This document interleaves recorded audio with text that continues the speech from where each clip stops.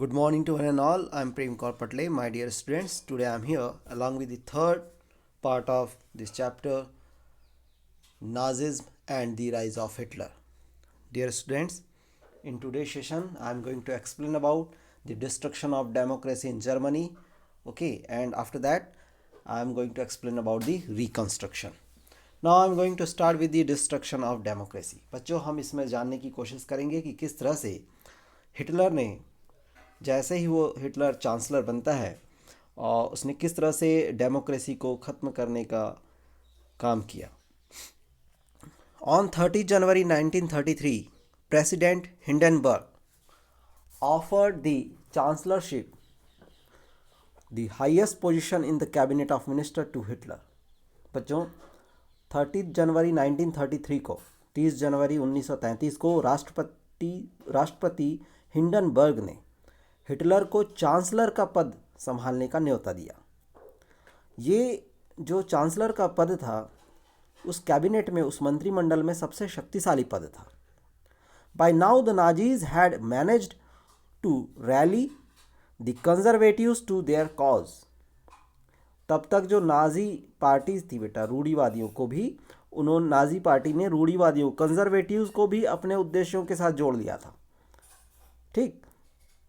Having acquired power, Hitler set out to dismantle the structure of democratic rule. बच्चों जैसे ही Hitler ने सत्ता हासिल की उसके बाद जो लोकतांत्रिक शासन की जो संरचना थी, जो डेमोक्रेटिक रूल था, स्ट्रक्चर था, उन इंस्टीट्यूशंस को उसने भंग करना, उसको तोड़ना, उसको ख़त्म करने का काम शुरू कर दिया.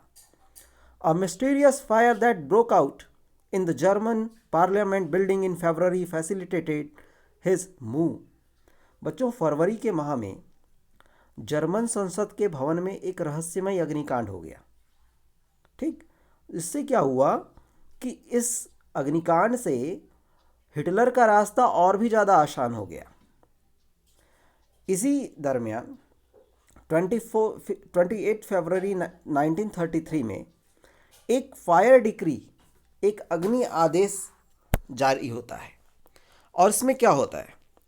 The fire decree of 28 February 1933 indefinitely suspended civic right.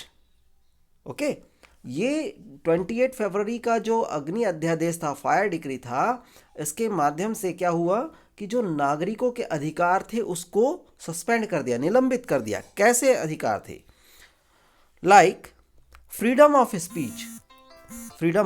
speech, press and assembly that had been guaranteed by the Weimar Constitution.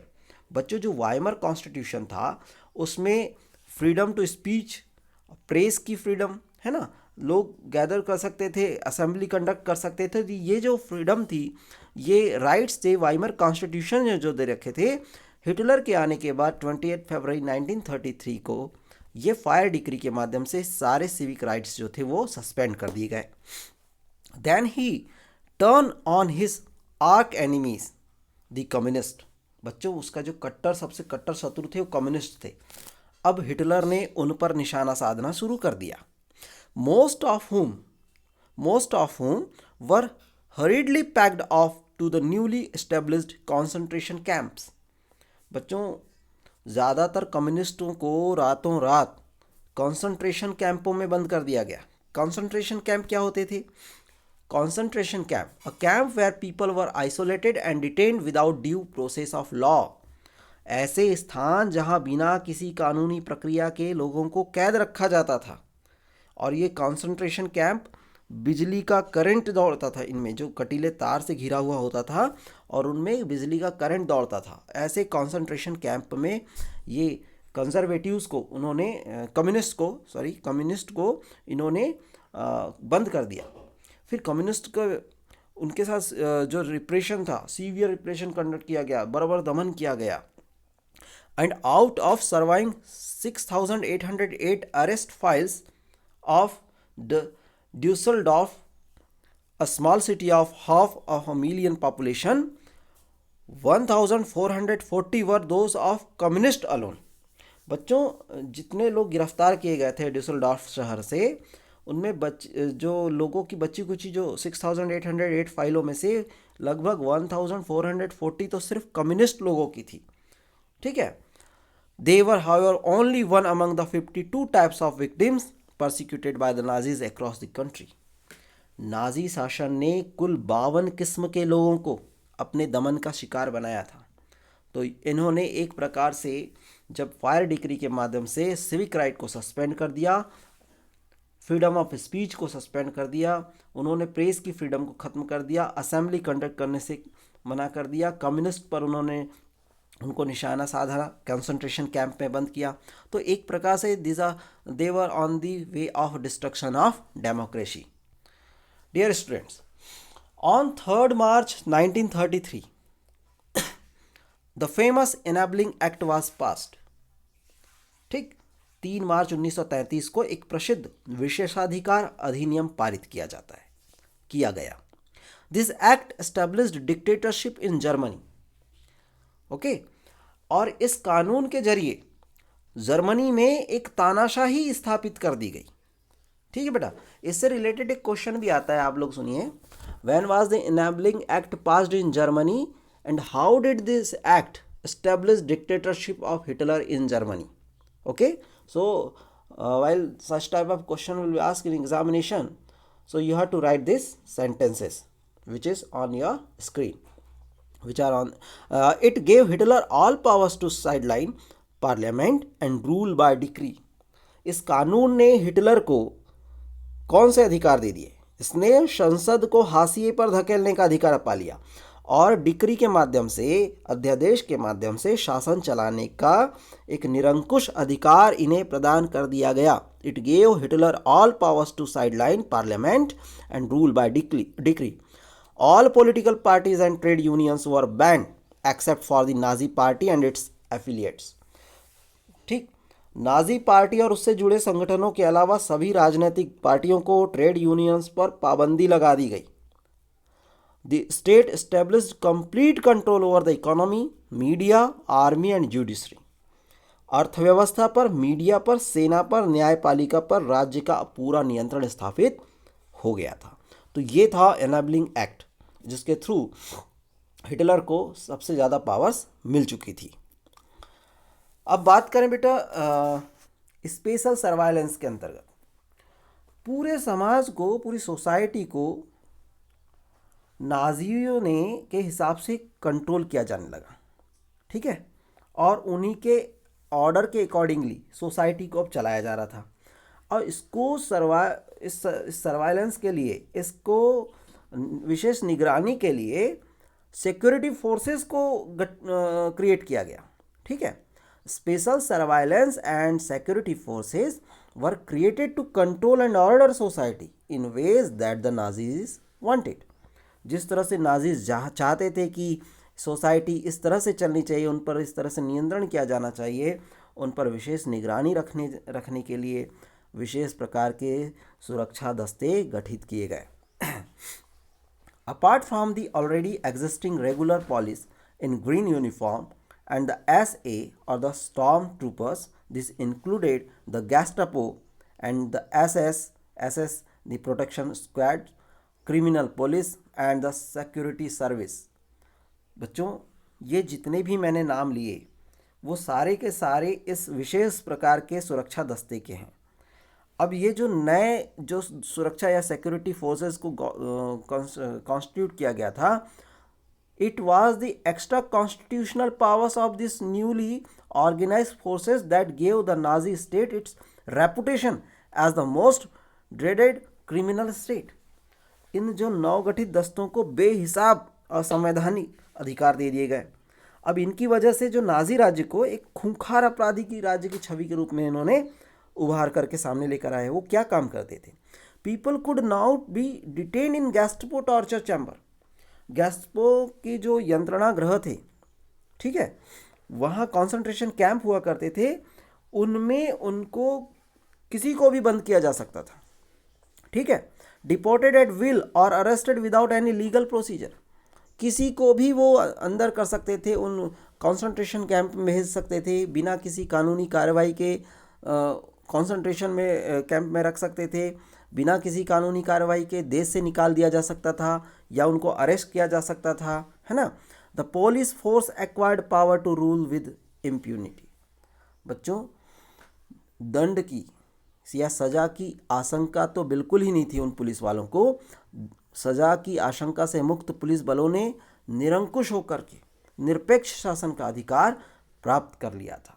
तो इस तरह से डेमोक्रेसी का जो विध्वंस था, द डिस्ट्रक्शन ऑफ डेमोक्रेसी, वो नाजीज के समय में, हिटलर के समय में देखने को मिल रहा था। बच्चों, यहाँ पर आपने अभी तक जाना कि किस तरह से जो 30 जनवरी 1933 को राष्ट्रपति हिंडनबर्ग ने हिटलर को चांसलर के पद पर संभालने का न्योता दिया और उसके बाद डेमोक्रेसी का डिस्ट्रक्शन स्टार्ट हो चुका था। Now I am going to explain about the reconstruction. Okay बच्चों, यहाँ जो रिकंस्ट्रक्शन की बात की जा रही, पुनर्निर्माण की बात की जा रही है, तो हिटलर ने यहाँ पर दो मुख्य बिंदुओं पर ध्यान दिया। नंबर 1 था ग्रोथ ऑफ इकोनॉमी, ठीक है, या कह लीजिए कि recovery of economic sector. Economic sector की जो रिकवरी है या इकोनॉमिक रिकवरी है, उसके लिए उन्होंने प्रयास किया। And after that he was very interested in the expansion of his territory. अपने राज्य के विस्तार के लिए भी नाजीज ने भरसक प्रयास किया, और स्पेशली हम हिटलर की यहाँ बात कर रहे हैं।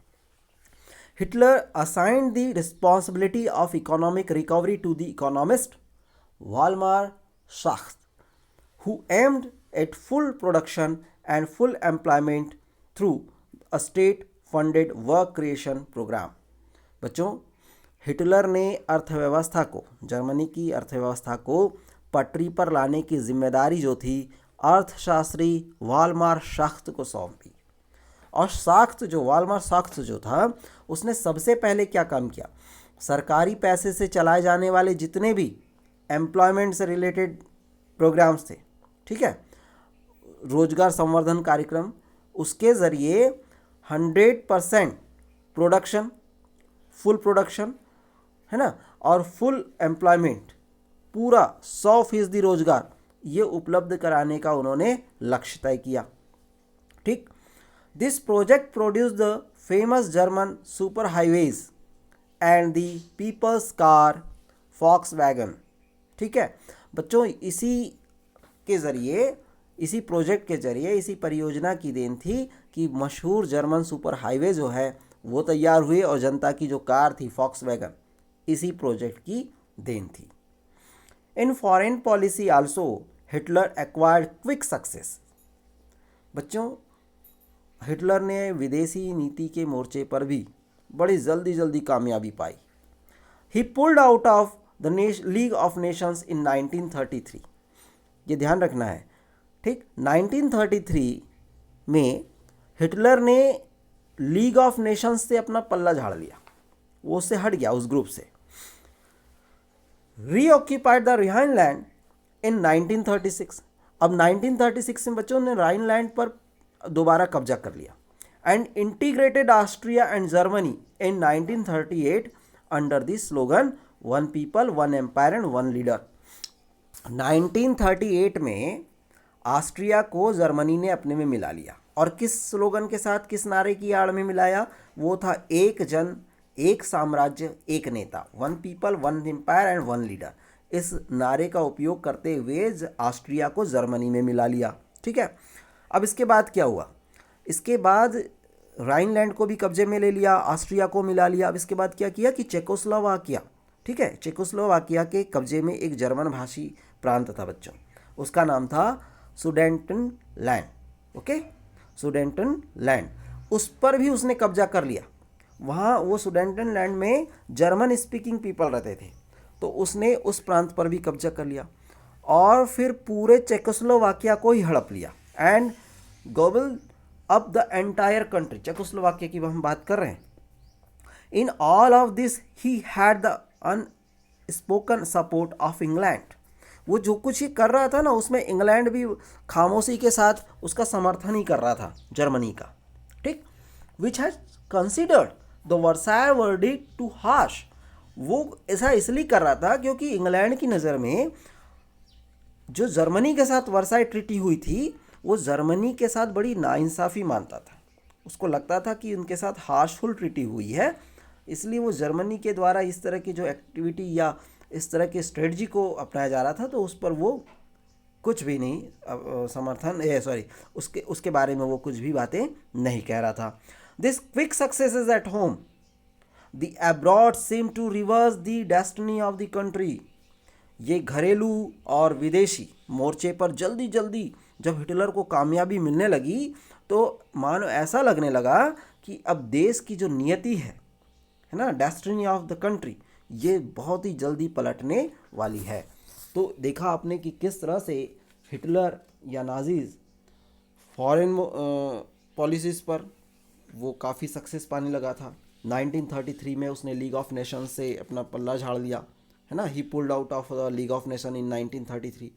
After that in 1936 he occupied the Rhineland, and in 1938 he integrated the Austria and Germany under the slogan of one people, one nation, one empire and one leader. And after that he occupied the Sudetenland, which was the part of Czechoslovakia, and after some time he occupied the Germany occupied the entire country. Okay, और इसमें England भी जो था वो शांतिपूर्ण तरीके से उसकी एक्टिविटी को वॉच कर रहा था, लेकिन उस पर कोई अपना रिएक्शन नहीं दे रहा था। Hitler did not stop here. इतना सब सक्सेस पाने के बाद भी हिटलर यहाँ नहीं रुका। Socks had advised Hitler against investing hugely in rearmament as the state still ran on deficit financing. बच्चों, साख्त ने हिटलर को सलाह दिया कि सेना और हथियारों पर ज़्यादा पैसा खर्च न किया जाए, क्योंकि सरकारी बजट अभी भी घाटे में चल रहा था। ठीक। कॉशियस पीपल, ये जो एहतियात पसंद जो लोग थे, cautious people however had no place in Nazi Germany. Okay, ये जो एहतियात पसंद लोग थे वो उनके लिए जर्मनी में कोई जगह नहीं थी। इसका खामियाजा क्या भुगतना पड़ा साख्त को वालमार साख्त को उनके पद से हटा दिया गया। Schacht had to leave. Hitler chose war as the way out of approaching economic crisis. बच्चों, हिटलर ने अब अपनी जो इकोनॉमिक क्राइसिस जो थी, आर्थिक संकट से निकलने के लिए युद्ध का विकल्प चुना। ठीक। Resources were to be accumulated through expansion of territory. वह राष्ट्रीय सीमाओं का विस्तार करते हुए ज़्यादा से ज़्यादा संसाधन रिसोर्सेज को इकट्ठा करना चाहता था। उसे लगता था कि जब रिसोर्सेज हम ज़्यादा से ज़्यादा कलेक्ट कर लेंगे तो हमारी इकोनॉमिक जो सिचुएशन है उसमें इम्प्रूवमेंट आएगा, इकोनॉमिक जो क्राइसिस चल रहा है उसको हम ख़त्म कर सकते हैं। इसी लक्ष्य को ध्यान में रखते हुए, ठीक है, इन सितंबर 1939 जर्मनी इन्वेडेड पोलैंड। सितंबर 1939 में उसने पोलैंड पर हमला कर दिया। And this started a war with France and England. अब जब उसने पोलैंड पर हमला किया तो इसकी वजह से फ्रांस और इंग्लैंड के साथ भी उसका युद्ध शुरू हो गया। ठीक, क्योंकि पोलैंड के समर्थन में फ्रांस और इंग्लैंड थे। इन सितंबर 1940 अ ट्रिपार्टाइट pact was signed between Germany, Italy and Japan, strengthening Hitler's claim to international power. बच्चों, सितंबर 1940 में जर्मनी ने इटली और जापान के साथ एक त्रिपक्षीय संधि पर हस्ताक्षर किए। ठीक है, और जब ये संधि पर, ये जो ट्रिपार्टाइट पैक्ट पर सिग्नेचर हुए, तो इसने अंतर्राष्ट्रीय समुदाय में इंटरनेशनल फिगर के तौर पर हिटलर को उदित किया। कहने का मतलब ये है कि इस संधि ने अंतर्राष्ट्रीय समुदाय में हिटलर का दावा और मजबूत कर दिया। Puppet regimes supportive of Nazi Germany were installed in a large part of Europe. Europe के बेटा जो ज़्यादातर देशों में जो नाजी जर्मनी का समर्थन करने वाले जो लोग थे या जो सरकारें थी, इस तरह की पपेट रिज्म यानी कठपुतली सरकारें उन देशों में बैठा दी गई जो नाजी जर्मनी का सपोर्ट करते थे। और 1940 By the end of 1940, Hitler was at the pinnacle of his power. बच्चों 1940 के अंत में हिटलर अपनी ताकत के शिखर पर था। 1940 तक उसने पूरे यूरोप में अपना नाम का जो डंका बजा चुका था। उसकी पावर को लोग जान चुके थे। जिस तरह से इटली और जापान ने जर्मनी का समर्थन किया, वो एक उनकी ताकत को ही दर्शाता था। और इसके पहले भी हमने आपको समझाने का प्रयास किया कि किस तरह से उसने अपनी टेरिटरी को एक्सपेंड किया था, आगे बढ़ाया था। हिटलर नाउ मूव टू आर्काइव his long term aim of conquering eastern Europe.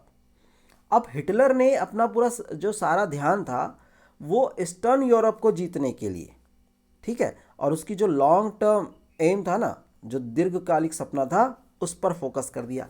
अब उसने ईस्टर्न यूरोप को जीतने का टारगेट सेट किया।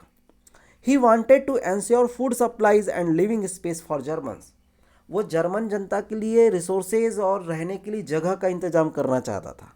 ये सोच करके उसने ईस्टर्न यूरोप की ओर अपना ध्यान जो है आकर्षित किया या ध्यान लगाया।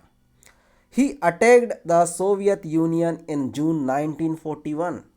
बच्चों, जून 1941 में उसने सोवियत संघ पर हमला कर दिया और यह हिटलर की सबसे बड़ी ऐतिहासिक बेवकूफ़ी थी। In this historic blunder Hitler expose the German western front to British aerial bombing and eastern front to the powerful Soviet armies. बच्चों, उसका सोवियत संघ पर हमला करना वाकई एक हिस्टोरिक ब्लंडर था, ऐतिहासिक बेवकूफ़ी थी। और इस आक्रमण से जर्मन के जो सैनिक थे वो वेस्टर्न फ्रंट पर जो ब्रिटिश वायु सैनिकों की बमबारी की चपेट में आ गए, और जबकि ईस्टर्न फ्रंट पर उनका सामना सोवियत आर्मी से होना शुरू हो गया। द सोवियत रेड आर्मी, जो लाल सेना कहते हैं, वो सोवियत यानी जो उस समय की सोवियत यूनियन थी उसकी रेड आर्मी कहलाती है। The Soviet red army inflicted the a crushing and humiliating defeat on Germany at Stalingrad. बच्चों, पूर्वी मोर्चे पर यानी ईस्टर्न फ्रंट पर सोवियत सेना ने जर्मनों को नाको चने चबवा दिए। सोवियत लाल सेना ने स्टालिनग्राद में जर्मन सेना को घुटने टेकने पर मजबूर कर दिया। बड़ी विभत्स स्थिति में उनको लाकर खड़ा कर दिया। सोवियत लाल सैनिकों ने पीछे हटते जर्मन सिपाहियों का आखिर तक पीछा किया। जब जर्मन के सैनिक सोवियत सेना से हारने लगे तो वो पीछे भागने लगे, तो इन सोवियत सेना ने उनका पीछा किया। After this the Soviet red army hounded out the retreating German soldier until they reach the heart of Berlin. कहाँ तक पीछा किया? पीछे हटते हुए जो जर्मन सैनिक थे, अंत में वो बर्लिन के बीचों बीच जा पहुंचे। और जब सोवियत सेना ने इनका वहां तक पीछा किया तो इस घटनाक्रम ने क्या काम किया? Stabilising Soviet hegemony over the entire eastern Europe for half a century thereafter. इस घटना ने अगली आधी सदी के लिए समूचे पूर्वी यूरोप पर सोवियत वर्चस्व को स्थापित कर दिया। सोवियत की जो सेना की पावर को देखते हुए अब पूरा उसका वर्चस्व जो था ईस्टर्न यूरोप में देखने को मिल रहा था। Meanwhile the USA has resisted involvement in the war. बच्चों, अमेरिका इस युद्ध में फंसने से लगातार बचता रहा, क्योंकि उसने फर्स्ट वर्ल्ड वार में भी शामिल हो चुका था। अब ये सेकेंड वर्ल्ड वार की ओर पूरी दुनिया जो थी वो चल रही थी। It was unwilling to once again face all the economic problems that the First World War had caused. बच्चों, अमेरिका जो पहले विश्व युद्ध की वजह से जो उसको आर्थिक समस्याएं हुई थी, उस तरह की आर्थिक समस्याएं वो दोबारा नहीं झेलना चाहता था, ठीक। लेकिन समस्या ये थी कि वो लंबे समय तक अपने आप को उस युद्ध से दूर भी नहीं रख सकता था, okay. But it could not stay out of the war for long time. Japan was expanding it's power in the east. वो देखा जा रहा था कि जापान अपनी ताकत लगातार फैलाते जा रहा था पूरब की ओर। उसने it had occupied French Indo China and was planning attacks on US naval base in the Pacific. बच्चों उसने जो जापान था, जापान ने फ्रेंच इंडो चाइना पर कब्जा कर लिया था, और जो पैसिफिक ओशियन था, प्रशांत महासागर, उसमें अमेरिकन नेवल बेस, जो अमेरिकी नौसैनिक के ठिकानों पर हमले की पूरी योजना भी बना ली थी। When Japan extended its support to Hitler and bombed the US base the Pearl Harbor, the US entered the Second World War. बच्चों जब जापान ने हिटलर को समर्थन दे दिया और पर्ल हार्बर में अमेरिकन नेवल बेस पर, अमेरिकी ठिकानों पर बमबारी करने लगा, अमेरिकी ठिकानों को बमबारी का निशाना बनाया, तो अमेरिका भी फिर सेकंड वर्ल्ड वार में कूद पड़ा। The war ended in May 1945 with Hitler's defeat and the US dropping of the atom bomb on Hiroshima in Japan. बच्चों यह युद्ध जो था मई 1945 में हिटलर की पराजय के साथ और जापान के हिरोशिमा शहर पर अमेरिकी परमाणु बम गिराने के साथ खत्म होता है। अगर हम बात करें दूसरे विश्व युद्ध की, तो दूसरे विश्व युद्ध के इस संक्षिप्त ब्यौरे के बाद हम क्यों नहीं एक बार फिर वो हेलमुट और उसके पिता की कहानी की ओर वापस लौटें। बच्चों आपको मैंने जब शुरुआत किया था इस चैप्टर को समझाने की, तो हमने हेलमुट, एक बच्चा और उसके फादर की एक स्टोरी के साथ हमने इस चैप्टर को स्टार्ट किया था। तो बच्चों इस तरह से जर्मनी हार गया था सेकेंड वर्ल्ड वार में, और जापान के साथ भी आपने देखा कि अमेरिका ने क्या किया था। तो इस तरह से हिटलर जो 1940 में अपनी ताकत के शिखर पर था, उसकी एक ऐतिहासिक भूल, इस एक ऐतिहासिक बेवकूफ़ी ये रही कि उसने सोवियत यूनियन पर हमला कर दिया, और जब उसके ऊपर हमला किया तो फिर ब्रिटिश सैनिकों ने और सोवियत लाल सेना ने उसको घुटने टेकने पर मजबूर कर दिया। और रही सही कसर जो थी वो जापान के कारण, जापान ने जो जर्मनी का साथ दिया था और अमेरिकन नेवल बेस पर अटैक किया था, तो अमेरिका के फाइनली इसमें इन्वॉल्व होने के बाद इस वार, सेकेंड वर्ल्ड वार का रिज़ल्ट सामने आ गया। तो फिर बच्चों आज के इस एक्सप्लेनेशन को मैं समझता हूँ कि आपके बिल्कुल समझ में आया होगा, और नेक्स्ट वीडियो जो है हम अगले शेड्यूल में हम आपको भेज देंगे। Thank you very much for watching this video.